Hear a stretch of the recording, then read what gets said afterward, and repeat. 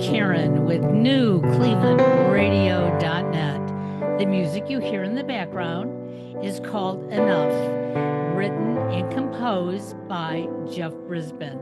All that information will be in the show notes, along with information about my guest today. So, for those of you who listen to Avoid the Maze, you know that we're really not telling you to avoid life and the obstacles.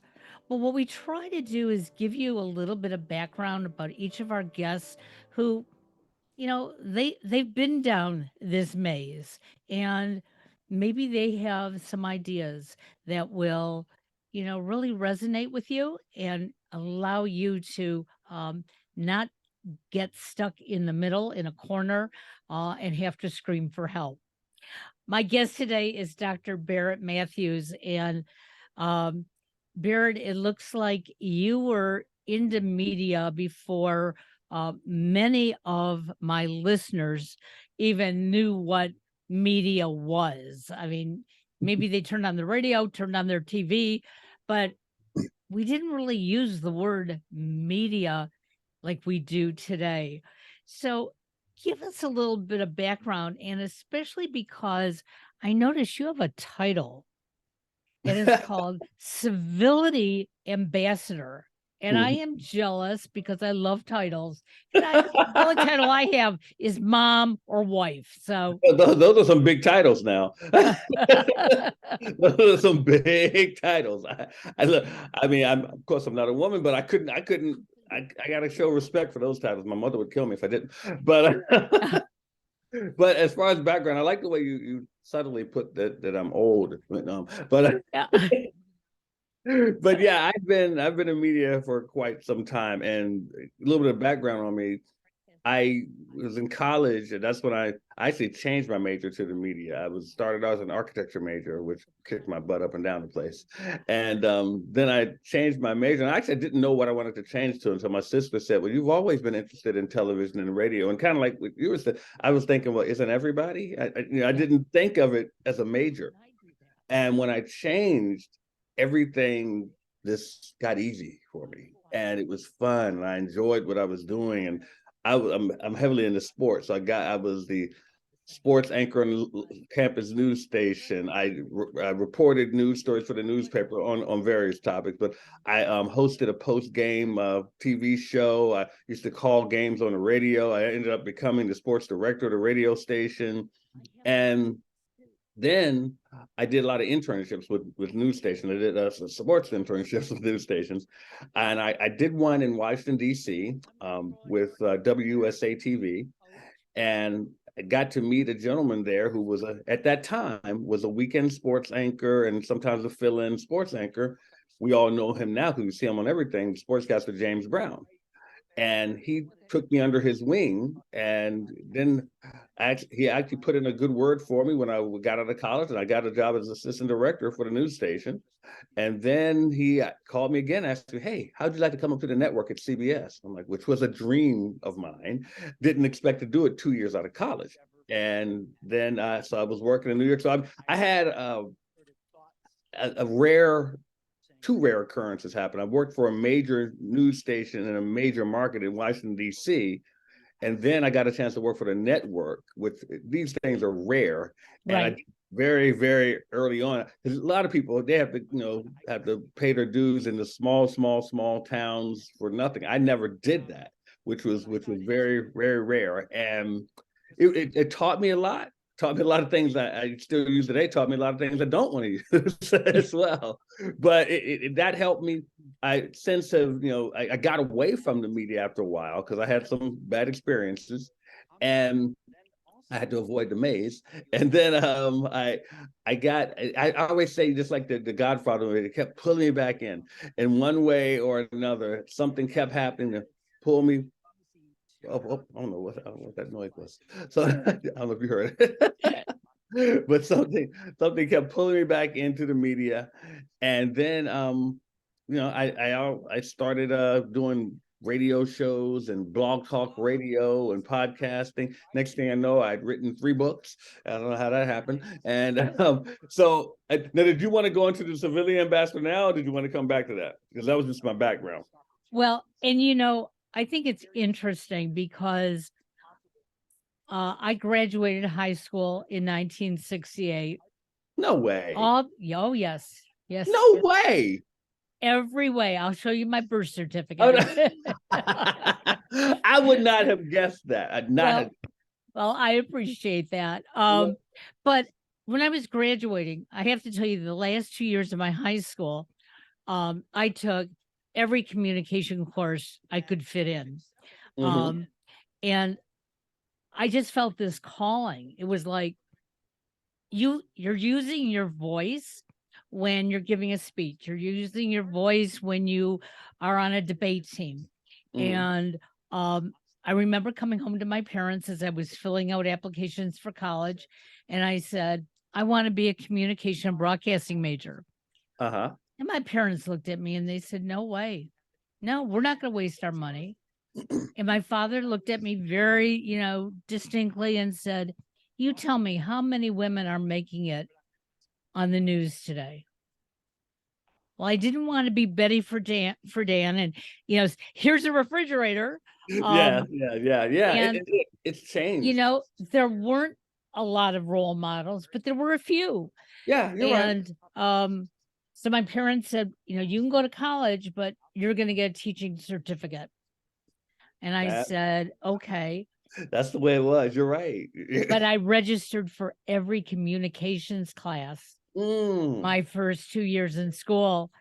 And all of a sudden I was told, you know what? You have an associate degree in broadcasting. I was so proud.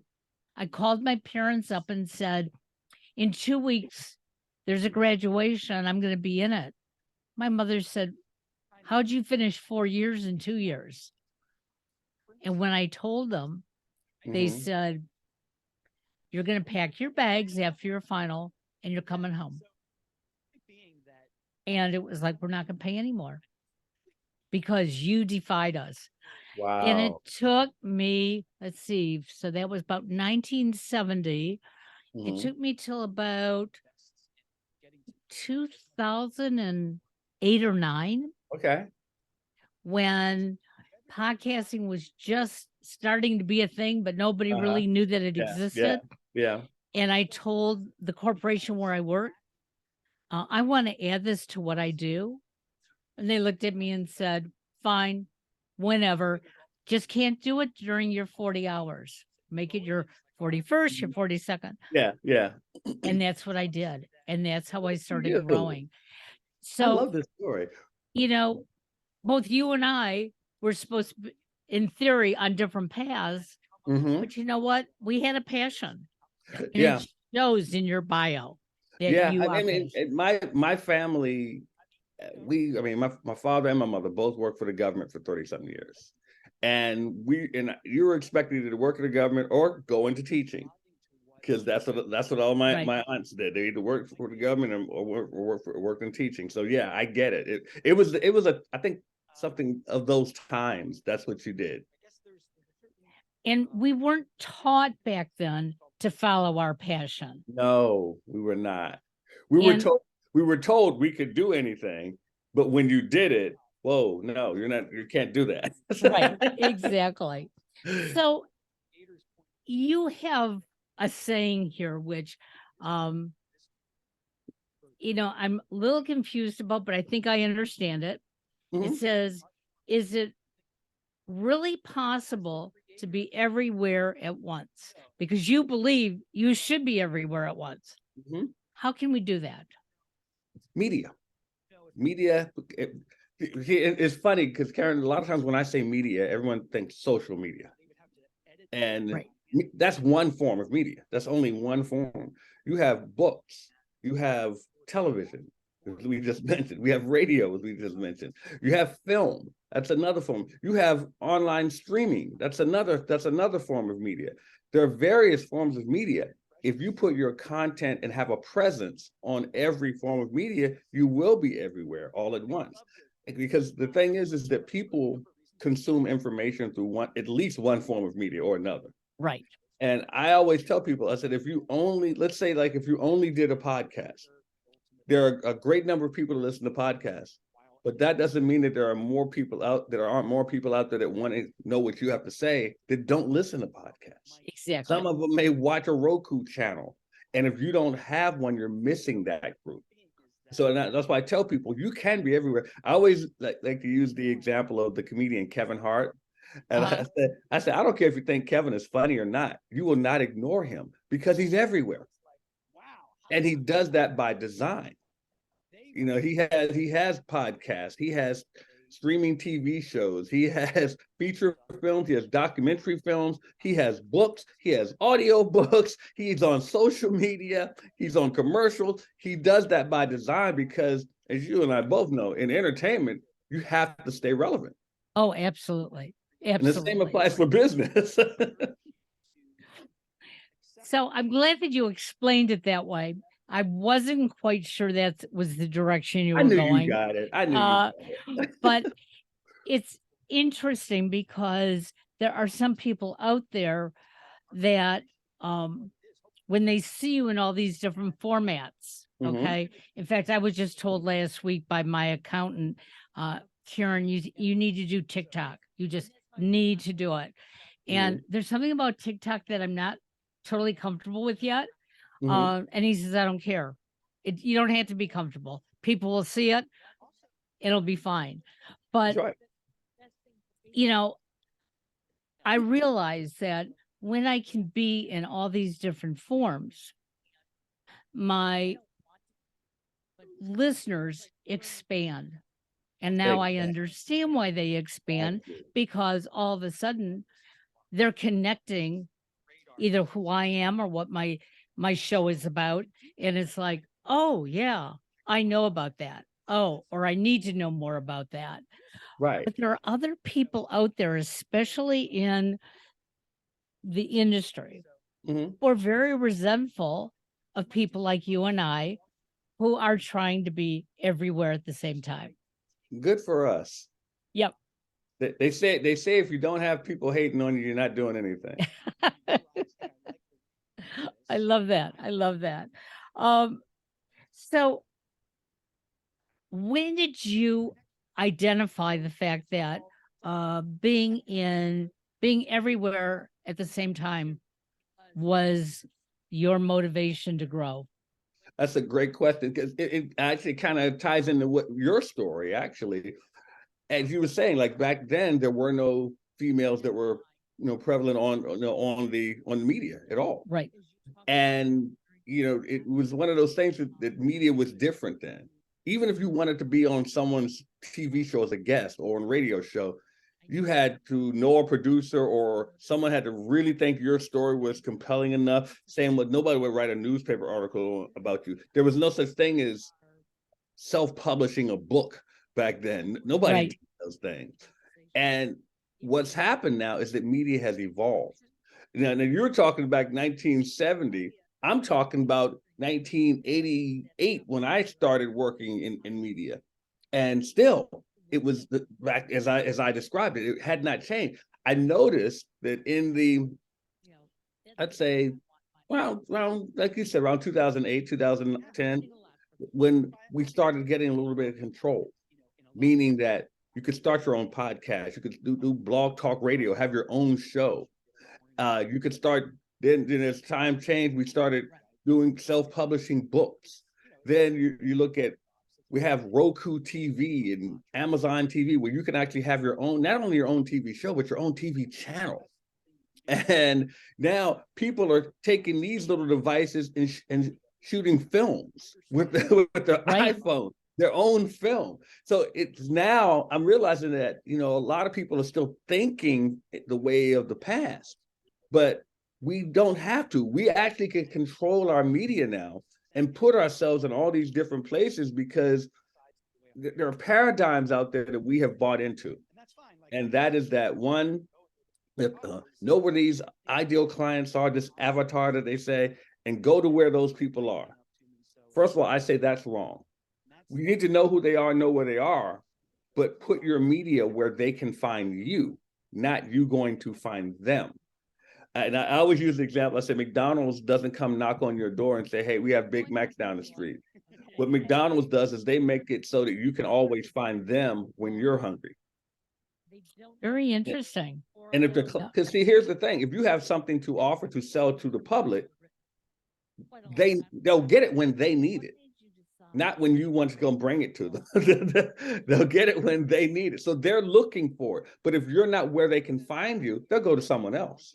Oh, well, absolutely.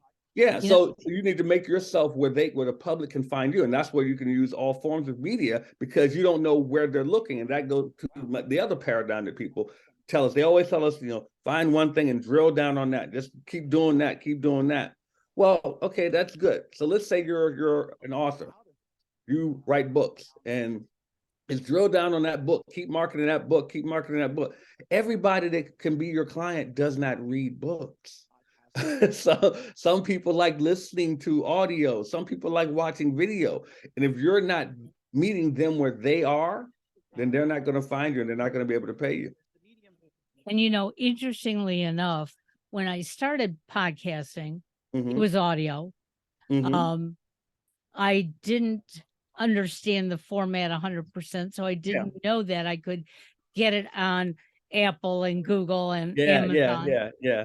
But once I figured that out, of course, I did that. And then just a little over 2 years ago, I was talking to one of my podcasters, and they said, "Why aren't we doing this in video? Because some people need to see you to identify, are you telling me the truth? Do you know what you're talking about? We need to look at you, because audio, you might get an image of somebody and go, hey, they don't know what they're talking about. Yeah. And so I said, that's a great point. Easily, we can do it on Zoom. Why not? Yeah. In some of our shows, we actually do it live on Zoom. We let people know ahead of time. Again, for those people who can easily get to it as it's live.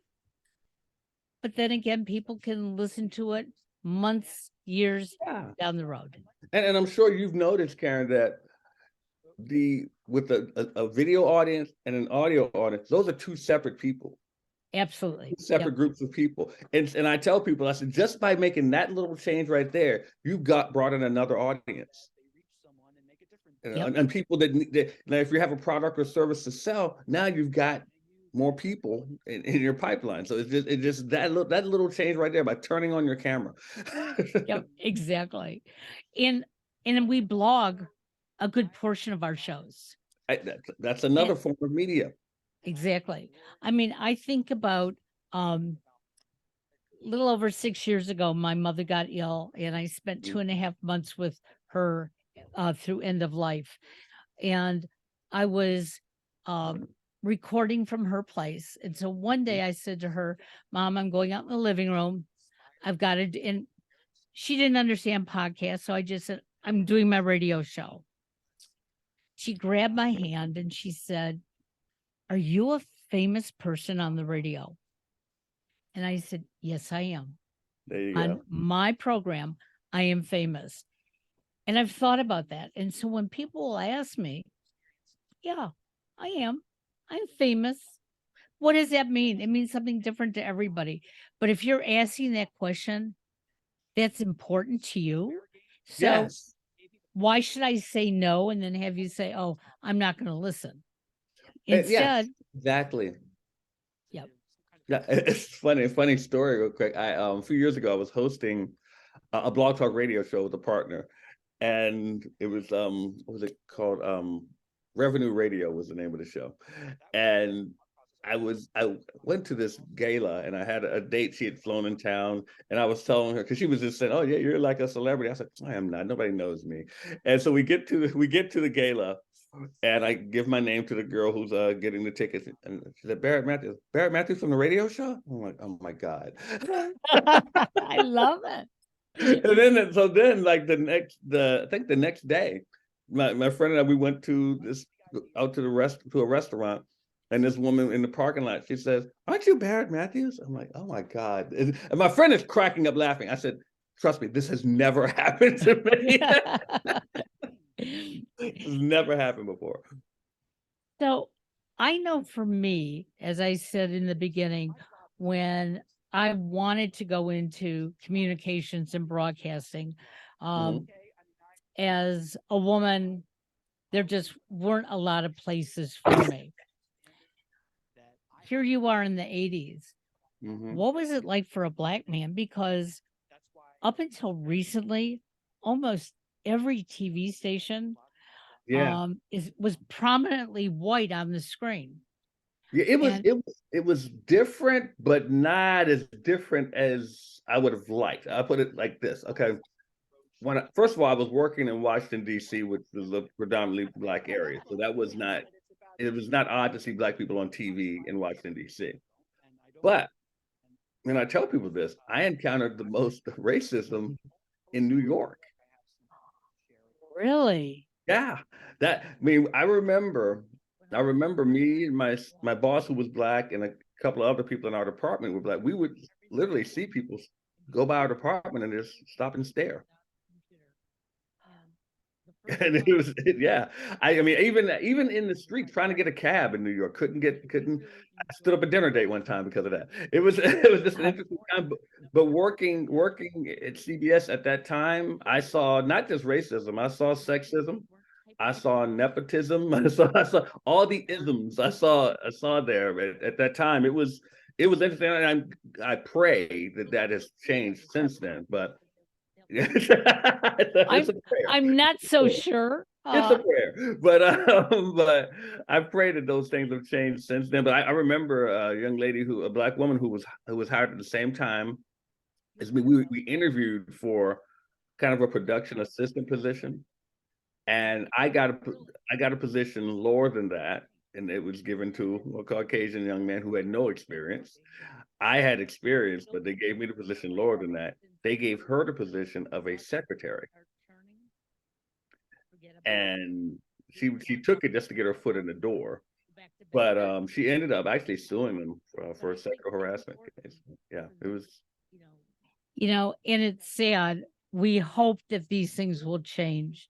They should be, and in some areas they are. Okay, in some areas you can feel comfortable with it, that you are judged for being you, not your sexual orientation, not the color of your skin, and not your age. And I mean, I appreciate when you said you didn't believe, that I was 72, but I still find that hard to believe. But I had to leave corporate America because I was in my 60s, because they kept saying to me, don't you want to retire? Wouldn't you like to just be sitting around and, not putting in your 50 and 60 hours worth of work? And I kept saying, I love my job. I don't like the culture here, but I love my job, and I'm helping my students, and that's what I want to do. And they just made it unbearable for me. Yeah, and that's what they do. That's what they do. It's funny because I'm a spiritual person, and I'm a follower of the Bible, and I tell somebody, I said, the Bible never mentions retirement. That's a man-made thing. So it's like you work till you can't work anymore, and it's just that you serve until you can't serve anymore. Well, and that was always my joke, that one day somebody was going to come in and they'd find me underneath my desk, that I had passed away during the night. You did it your way, right? Yeah. But when people were approaching me about it, and especially HR, that was the first time I really saw ageism. But when I was seeing the ageism, I also looked around, a lot of sexism, and I didn't realize how many of my Black colleagues were not even being treated as well as I was, and I was not being treated well. Yeah, right. I mean, you wouldn't even be true. Yeah. It was like I said, it was an interesting time then, and I said I learned some things that I definitely don't want to repeat, but I learned some things that that took away from it. And I remember when it came time for my contract to be up, and they decided to let me go. And I remember one of my college professors saying to me, "You haven't worked in television until you've been fired." So, Wow. so that stayed in my head. So actually, because he said that, I didn't take it as hard as it, which bothered them because they thought that I was going to be like, really, because I would come back up and visit some of my friends, and they're like, "What's he doing here? What's he going to do something crazy?" I'm like, I wasn't thinking about you all like that. Like, I just came back to visit my friends. It was just so funny. But yeah, it was one of those things that I noticed, different people being treated differently for different reasons, and it just wasn't something that I liked. But it is how we operate, and unfortunately, in the world that we live in, it's just what we live in. There's no real equity in No, in the there's media. not. And it took me a long time to help my younger son understand that there was no equity. Mm, He was diagnosed at 6 years old on the autism spectrum, mm, but he's so high functioning that if somebody doesn't tell you that, you don't mhm. know it. You know it, right? And but he also knew that he had stumbling blocks. So he would very openly tell his teachers, his classmates, and instead of appreciating the kid that he was, um, they just they didn't want any part of him because, oh, I may catch that. And there's no such thing as catching it. Um, but it took him a long time to finally find himself. Hmm. Um, about a month ago, he moved to the Dallas, Texas area, and he's working for two sports teams. And but he also will say to me, it's not fair in the workplace. I see. Did they choose me because I'm on the spectrum, or did they choose me because of my value? And then Right. he'll look at somebody else and he'll go, that person is so good. They're being wasted in their position. And I keep reminding him, life isn't fair. But if we put one foot in front of the other, we can start making baby step changes. And that's what it's going to take. Right. Right. That's. I mean, the thing is that we're not going to make an overall change. First of all, let's just look at it like this: people disliking other people for their differences has been here since the dawn of time, and it's never going to end. That's, but all we can do is, this goes back to your earlier question, I love it. do our best to treat people civilly. That's the thing. That's all we can do. Absolutely. So tell me a little bit about the Media Boss podcast. What do you talk about? How often do you do it? Well, the Media Boss podcast, it comes on weekly. And what we do is we want to show people why it's important to use more media in your business, why it's important for you. And it's like for people who are speakers, authors, coaches who know that they have a message, know they want to reach a wider audience, and may be sitting there going, okay, I got this thing going, but it's still not getting me all the places I need to be. We're letting them know that there are other forms of media that you should be using and could be using to get yourself out there. So what I do is I usually bring on guests who are doing various things in media, usually like not just one person who may have a book, because it's not just to promote someone's book. It's actually someone who has a book who may have a podcast too, to letting them know that you can do various things in media and still get your message out there. Some have Roku TV channels, and I also bring people on who help facilitate those things. I had a guest one time who actually trains people and sets up people's Roku TV channels. I've had people on there who help people write books, who help put your marketing in together, your social media, your branding, and all those things. Because I want to let people understand that it's a whole package that you need, Sure. but it can be done. And when you can do that, then that's what I tell you. I said, when you can control your media, that's what I call a media boss. So what about the person, and I hear a lot of this, because they consider media social media. We've already talked about there are Yeah. various kinds, but the person who says, I don't have time for that. Well, it doesn't take much. Whatever you're doing right now, you can repurpose that. You can repurpose your content. See, here's the thing that people don't get. Okay, let's say you have a podcast. You could take that podcast, just like you did. You could set up a camera right now, and all of a sudden now you've gotten another form of media. You can take the transcript of that and turn it into a blog, turn it into an ebook. You get enough of it, you can turn it into a physical book. So you can just like that. You could turn that whole video podcast into a webinar if you want to, and have that streaming. You could do a lot. You could set up another camera showing a different angle and start shooting a documentary about yourself. So it's a lot of different things you can do with media, the same content. You don't have to change it. It's the same content, and you can just use that and just repurpose it. You could and you can also put it on social media as well. But there's a lot of things you can do with it. It's not a matter of time. People use that as an excuse. It's really not a matter of time. It's a matter of whether you're willing to learn something new, whether you're willing to put in the effort to put yourself out there, or willing to hire someone to do it for you. Because there are people, I mean, I have a team. I do that for people all the time. Well, and I totally agree with you, because one of the things I found that I started doing about 5 years ago, many of my podcasters on New Cleveland Radio, they didn't have any kind of social connection. Maybe they had a Facebook page, but they very rarely went out there. None of them had websites. They had email addresses, but they admitted that they don't like answering emails. So they weren't getting what they needed.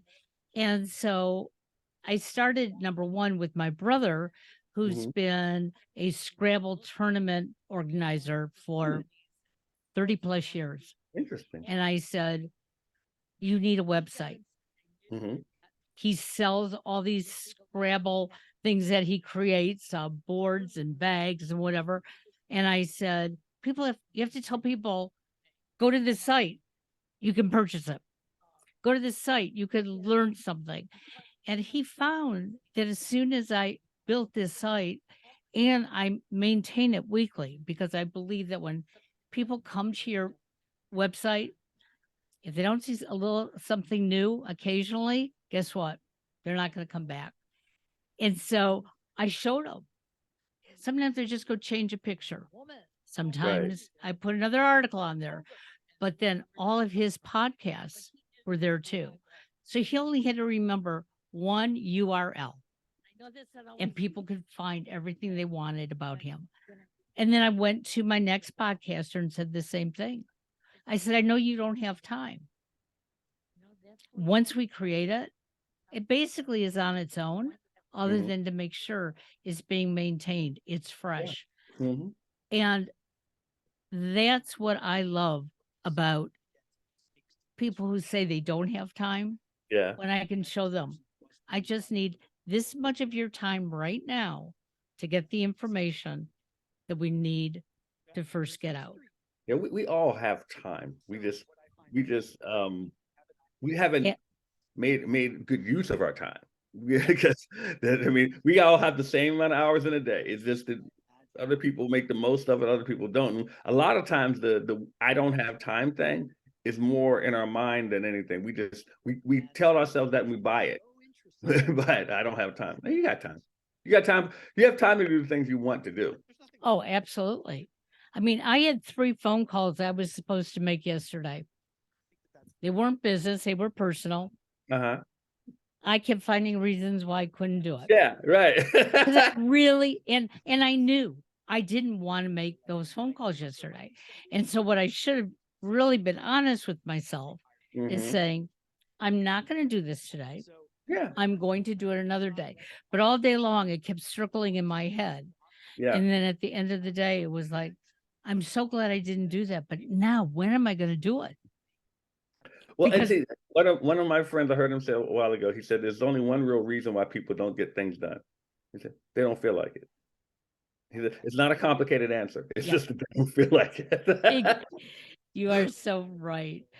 So, Barrett, how can our listeners find you and gain more wisdom that they may want for their future?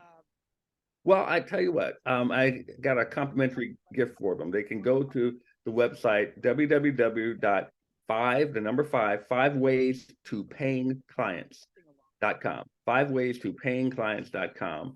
And it's just me doing a complimentary training on them about how to get clients. And at the end, if you want to reach out to me, I have a challenge that I do. It's called a Make Money from Media Challenge. And there's one coming up, but you can just go in there and it'll tell you a little bit more about that as well. And they can reach out to me and we can talk some more.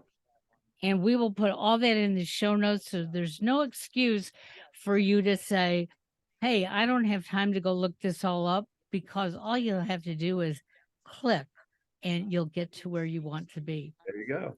That's easy. Well, Barrett, thank you for joining us on Avoid the Maze. So much fun. And we'll have to do this again.